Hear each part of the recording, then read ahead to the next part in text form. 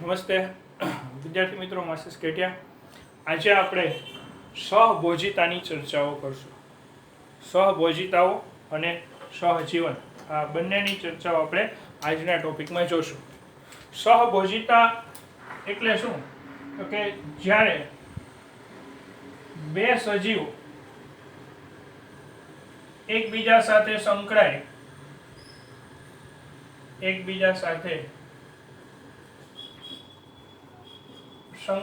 ત્યારે એક સજીવને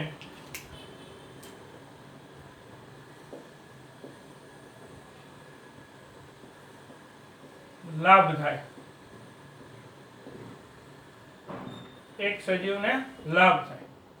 જ્યારે બીજા સજીવને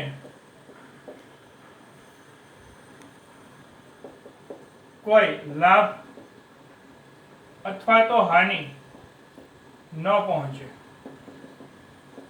એટલે કે 0.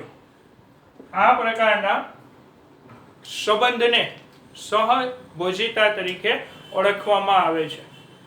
સહભોજિતા પ્રકારના સંબંધમાં કોઈ એક સજીવ છે એને ફાયદો થતો હોય તો એની સાપેક્ષે બીજા સજીવને નુકસાન નથી થતું અથવા તો કોઈ લાભ પણ થતો નથી. એટલે આ પ્રકારનો સંબંધ એને કયા નામે ઓળખવામાં આવે છે? સહભોજિતા.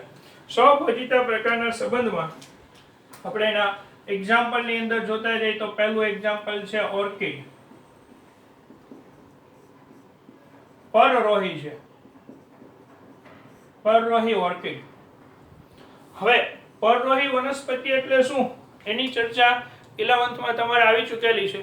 છતાં પણ ફરીથી પાછું આપણે જોઈએ કે પરરોહી વનસ્પતિ એટલે કે એવી વનસ્પતિ કે જે જમીન ઉપર ન ઉગતા અન્ય વૃક્ષોની ડાળીઓ ઉપર ઉગે છે.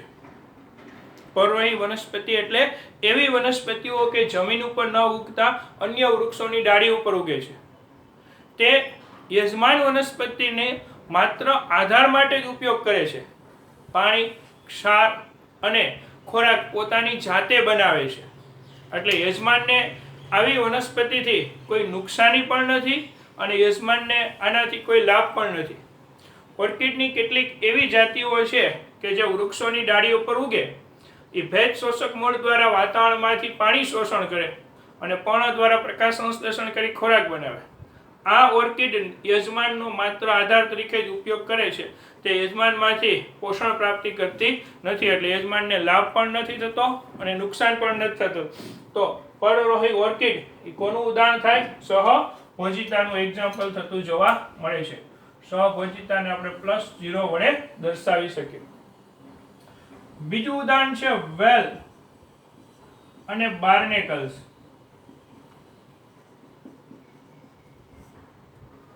વેલ અને બાર્નેકલ્સ.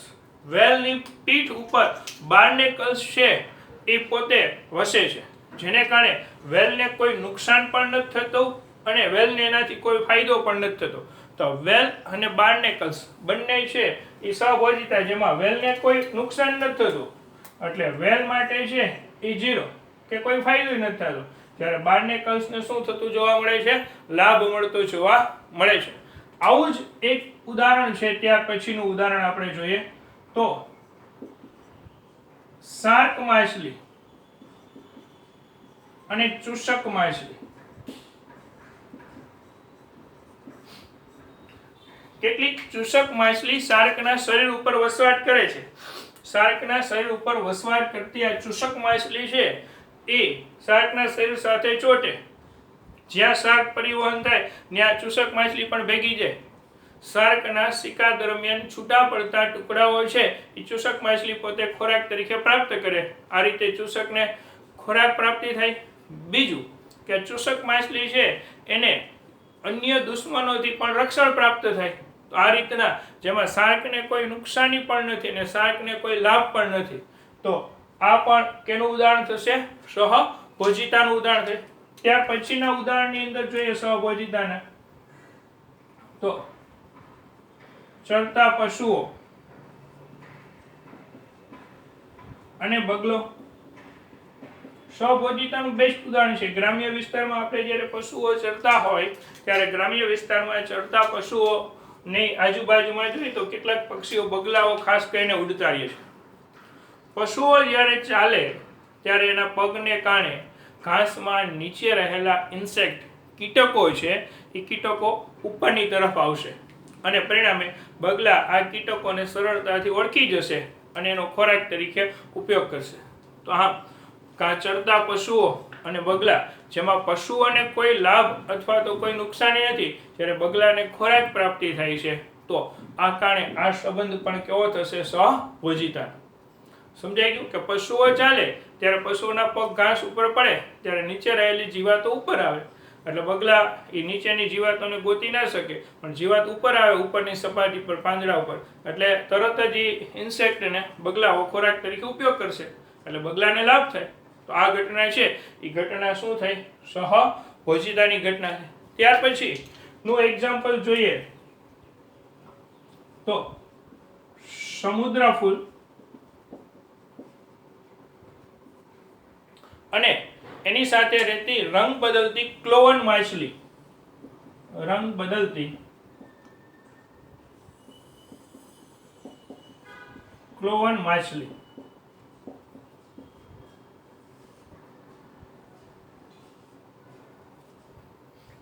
આ ક્લોવન માછલી સમુદ્ર ફૂલ સાથે રહે છે.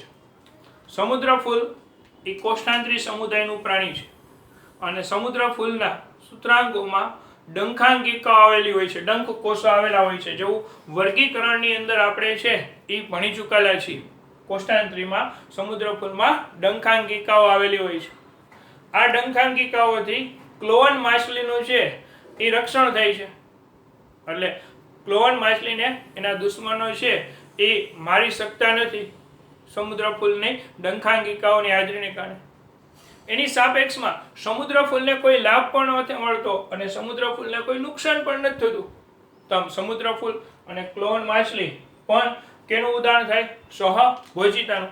ત્યાર પછી નો એક્ઝામ્પલ જોઈએ તો ત્યાર પછીના એક્ઝામ્પલની અંદર આપણે મોટા વૃક્ષો અને લતાઓ, વેલાઓ, કેટલાક નબળું પ્રકાંડ ધરાવતી વનસ્પતિ છે એ ક્લાઇમ્બર તરીકે મોટા વૃક્ષોની આસપાસ વીંટળાય અથવા તેનો સપોર્ટ લઈને ઉપર ચડતા હોય છે.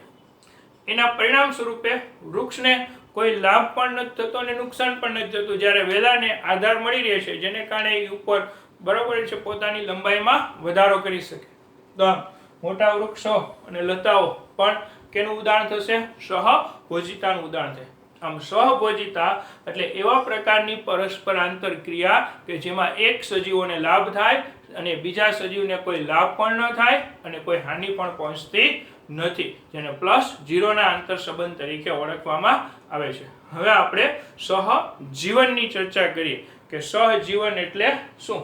એની ચર્ચામાં આગળ વધતા જઈએ તો સહજીવનની ચર્ચામાં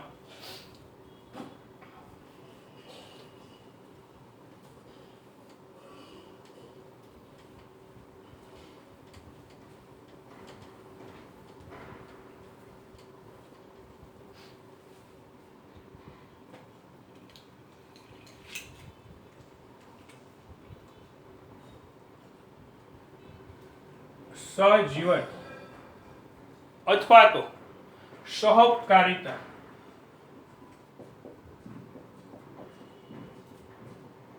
અથવા તો પરસ્પરતા, આવા 3 અલગ અલગ નામે આને ઓળખી શકાય છે.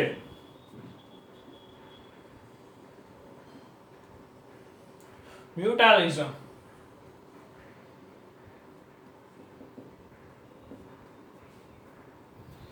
તો સહજીવનની અંદર શું એની ચર્ચા કરીએ. સહજીવન એ બંને પ્રકારના સજીવોને સહજીવનમાં લાભ થતો જોવા મળે છે, એટલે પ્લસ પ્રકારનો આંતર સંબંધ છે. જ્યારે બે સજીવો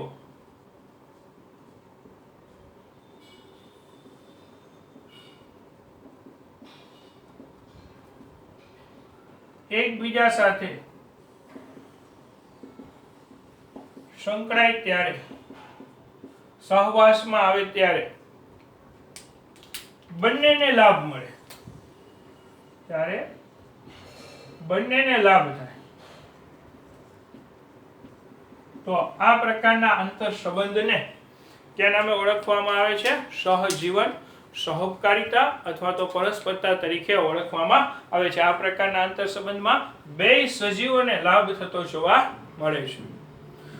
સહભોજિતાના આંતર સંબંધમાં એકને જ લાભ થતો હતો, જ્યારે એકને કોઈ લાભ અથવા તો હાનિ નહોતી થતી, જ્યારે સહજીવનમાં બંનેને લાભ થાય છે. સહજીવનના ઘણા બધા ઉદાહરણ આપણે અગાઉ પણ ભણવામાં છે એ આવી ચૂકેલા છે. આપણે જોતા જઈએ સહજીવનના જુદા જુદા એક્ઝામ્પલ. એનું પહેલું એક્ઝામ્પલ લાઇકેન. તો લાઇકેનમાં કોનું સહજીવન હોય છે? તો કે સાહેબ લાઇકેનમાં લીલ અને ફૂગનું સહજીવન જોવા મળે છે. લાઇકેનમાં ફૂગ અને લીલ અથવા તો લીલ અને ફૂગનું સહજીવન હોય છે, જેમાં લીલ પ્રકાશ સંશ્લેષણની પ્રક્રિયા દ્વારા ફૂગ અને પોતાના બંને માટે ખોરાક બનાવે છે. તો ફૂગ સામે શું બદલો આપે છે? તો કે ફૂગ લાઇકેન લીલનું પ્રકાશથી ફૂગ છે એ લીલને તીવ્ર પ્રકાશ સામે રક્ષણ પૂરું પાડે છે અને ભેજ શોષી લીલને પાણી પૂરું પાડવાનું કાર્ય કોના દ્વારા થાય છે? ફૂગ દ્વારા. આમ ફૂગની મદદથી લીલને પાણી અને રક્ષણ પ્રાપ્ત થાય, જ્યારે લીલની મદદથી ફૂગને શું પ્રાપ્ત થાય છે? ખોરાક પ્રાપ્તિ થાય છે. આ રીતના બંને અરસપરસ એકબીજાને લાભદાયી છે. તો આ પ્રકારનો આંતર સંબંધ કયા નામે ઓળખી શકાય? સહજીવન તરીકે ઓળખી શકાય. ત્યાર પછીના નેક્સ્ટ એક્ઝામ્પલની અંદર આપણે જોઈએ તો ત્યાર પછીનું એક્ઝામ્પલ છે એ કવક મૂળ, જેને આપણે માઇકોરાઇઝા તરીકે ઓળખીએ છીએ. કવક મૂળ. કવક મૂળની અંદર ફૂગ અને ઉચ્ચ કક્ષાની વનસ્પતિના મૂળ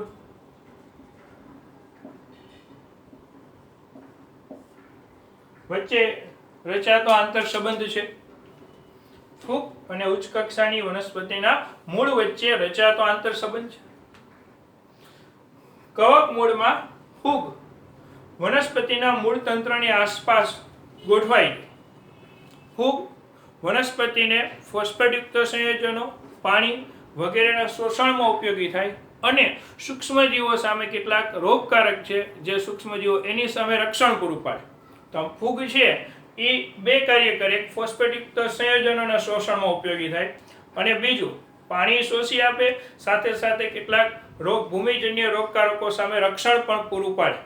જ્યારે વનસ્પતિ ફૂગને નાઇટ્રોજનયુક્ત સંયોજનો પૂરા પાડે છે અને શર્કરા પૂરી પાડતી એટલે કે ખોરાક કાર્બોહાઈડ્રેટ પૂરું પાડે છે. આમ ફૂગને પોષણ પ્રાપ્તિ થાય, જ્યારે એની સામે વનસ્પતિને છે એ ફોસ્ફેટ જેવા ખનિજ તત્વો, પાણી અને રોગકારકો સામે રક્ષણ મળે છે. તો આ એનું ઉદાહરણ હતું કવક મૂળનું. ત્યાર પછી આપણે જોતા જઈએ તો ત્યાર પછી વનસ્પતિ અને પ્રાણીઓ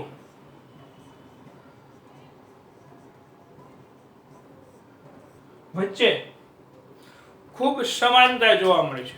વનસ્પતિ અને પ્રાણીઓ વચ્ચે સહજીવનના કેટલા બધા ઉદાહરણો આપણે જોઈ શકીએ. બે વચ્ચે ઘણા બધા રસપ્રદ ઉદાહરણો છે.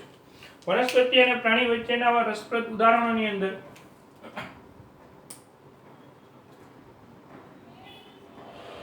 પરાગવાહકો અને પુષ્પ. પરાગવાહકો તરીકે મધમાખી છે, ફુદ્દાઓ છે, ચામાચીડિયા જેવા સસ્તન છે, કેટલાક હમિંગબર્ડ, કેટલાક પક્ષીઓ છે. આ પરાગવાહકો વનસ્પતિમાં પરાગનયનની ક્રિયામાં ઉપયોગી થાય છે. તો એની સામે પુષ્પ પરાગવાહકોને શું ચૂકવે છે? તો કે પુષ્પ પરાગવાહકોને પરાગ અને શર્કરાયુક્ત જથ્થો પોષણ પૂરું પાડે છે. તો આમ પરાગવાહકોને પોષણ પ્રાપ્તિ થાય, જ્યારે સામે પુષ્પનું શું થાય છે? પરાગનયન થતું જોવા મળે છે. તો આવી જ રીતના સેકન્ડ એક્ઝામ્પલની અંદર જોતા જઈએ તો સેકન્ડ એક્ઝામ્પલની અંદર બીજ વિકિરકો અને વનસ્પતિ. તો બીજ વિકિરકો તરીકે સામાન્ય રીતે પક્ષીઓ હોય છે. આ બીજ વિકિરકો છે એ બીજનું એક જગ્યાએથી બીજી જગ્યાએ સ્થળાંતર કરે છે. કેટલાક પશુઓ પણ ભાગ લે છે. એને કારણે વનસ્પતિનો ફેલાવો થાય. વિકિરણ થવું એટલે ફેલાવો. બીજ એક જગ્યાએથી બીજી જગ્યાએ સ્થળાંતર થશે, એના પરિણામે એ બીજ ઉગશે તો ત્યાં પણ એ વનસ્પતિની જાતિનો ગ્રોથ થશે. આમ દૂર દૂર સુધી પશુઓ દ્વારા, પક્ષીઓ દ્વારા બીજનો ફેલાવો થાય. તો એના બદલામાં વનસ્પતિએ શું વળતર આપવું પડે છે? તો એના બદલામાં વનસ્પતિએ છે એ ફળ પ્રાપ્તિ, ખોરાક એને આપવો પડે છે. એટલે પશુ બીજ વિકિરકોને વનસ્પતિમાંથી ફળ પ્રાપ્તિ થાય, ખોરાક પ્રાપ્તિ થાય, એની સામે બીજનું વિકિરણ થાય તો વનસ્પતિનો બીજ મારફતે ફેલાવો શક્ય બને. આમ આ પ્રકારના આંતર સંબંધો જોઈએ તો આપણને ખ્યાલ આવે કે વનસ્પતિ અને તેના પરાગવાહકો એકબીજા સાથે, વનસ્પતિ અને તેના પરાગવાહકો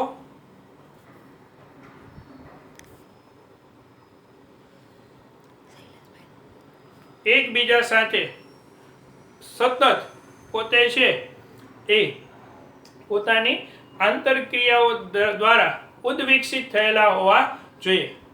વનસ્પતિ અને તેના પરાગવાહકો એકબીજા સાથે પોતાની આંતરક્રિયાઓ દરમિયાન એકી સાથે ઉદ્વિકસિત થયેલા હોવા જોઈએ. તો આ બરાબર છે. પરાગવાહકો હોય કે બીજ વિકિરકો હોય એ અને વનસ્પતિ ઉદ્વિકાસ દરમિયાન સમાંતરતા દર્શાવે છે. જો વનસ્પતિમાં બદલાવ આવે તો પરાગવાહકોએ પણ પોતે બદલાવ લઈ આવવો પડે. આવા અન્ય ઉદાહરણની અંદર જોતા જાય તો અન્ય એક્ઝામ્પલની અંદર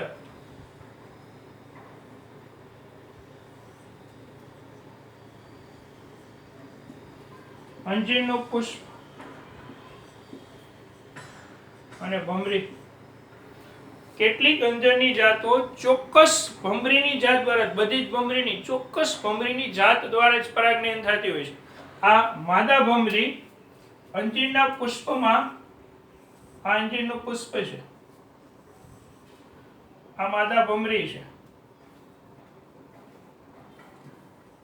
ઈંડા મૂકવા માટે અંજીરના પુષ્પમાં સુરક્ષિત સ્થાન શોધે છે.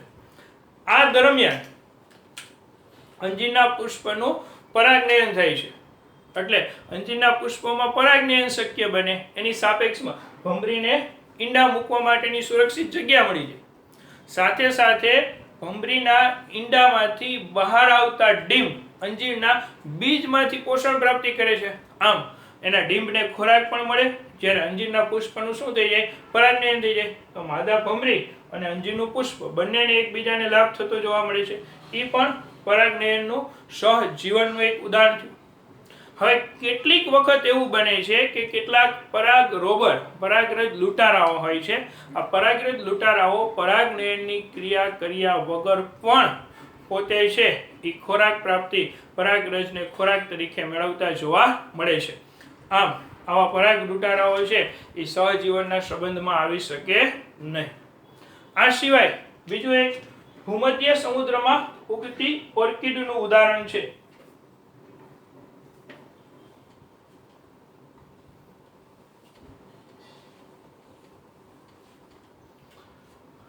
બીજું એક ઉદાહરણ કયું છે? ઓર્કિડ.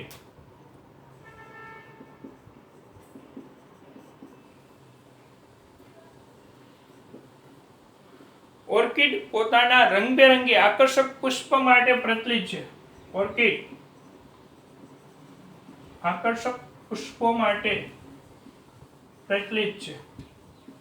ઓર્કિડની જાતિ જુદી જુદી પ્રકારના આકર્ષક પુષ્પ રચનાઓ દર્શાવે છે. એમાંની એક ઓર્કિડ, ભૂમધ્ય સમુદ્રની ઓર્કિડ.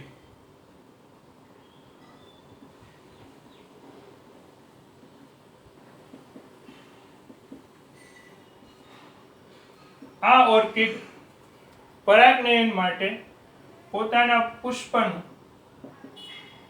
એક દલપત્ર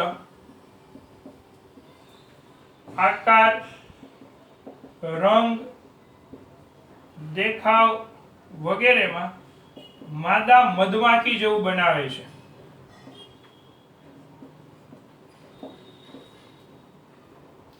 ઓર્કિડ પોતે પોતાના પુષ્પનું એક દલપત્ર છે એ સંપૂર્ણપણે દેખાવમાં માદા મધમાખી જેવું જ બનાવે.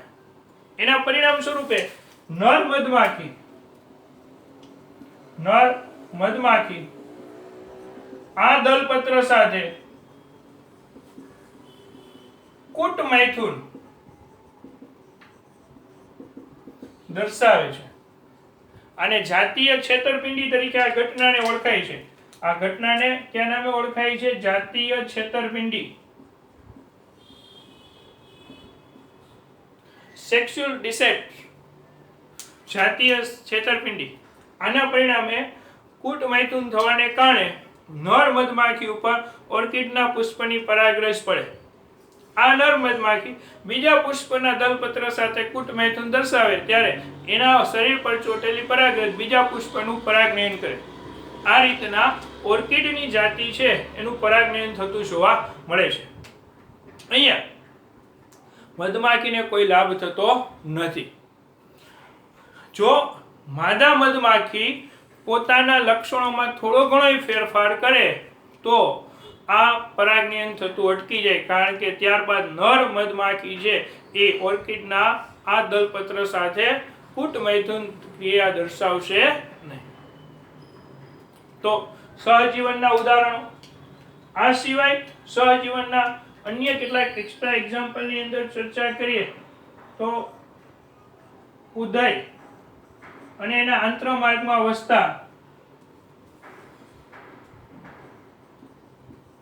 આંતરમાર્ગના પ્રજીવો. ઉદયના આંતરમાર્ગમાં કેટલાક પ્રજીવો વસવાટ કરે છે. આ પ્રજીવો ઉદયના આંતરમાર્ગમાં સેલ્યુલોઝના પાચનમાં ઉપયોગી થાય છે. એની સાપેક્ષે ઉદયને ખોરાક પ્રાપ્તિ થતી જોવા મળે છે. અને પાચન માર્ગમાંથી શું પ્રાપ્ત થાય છે? તો કે પાચન માર્ગમાંથી એને પોષણ પ્રાપ્તિ થાય ઉદયને. પાચન માર્ગમાંથી પ્રજીવોને પોષણ પ્રાપ્તિ થાય, જ્યારે ઉદયના સેલ્યુલોઝનું શું થઈ જાય? પાચન થઈ જાય. તો બંને એકબીજાને ફાયદાકારક જોવા મળે છે.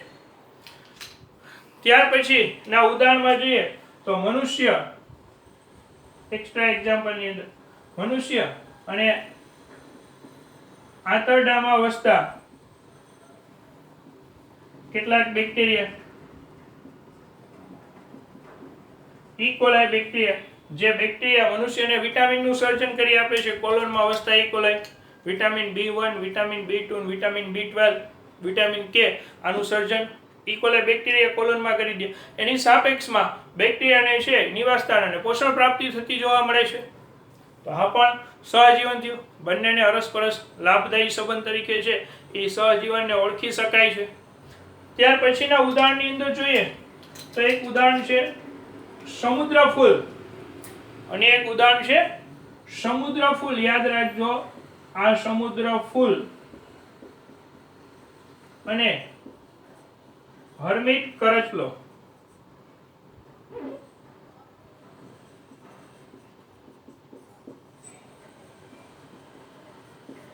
ઉદરપાદી છે હર્મિટ કરચલો.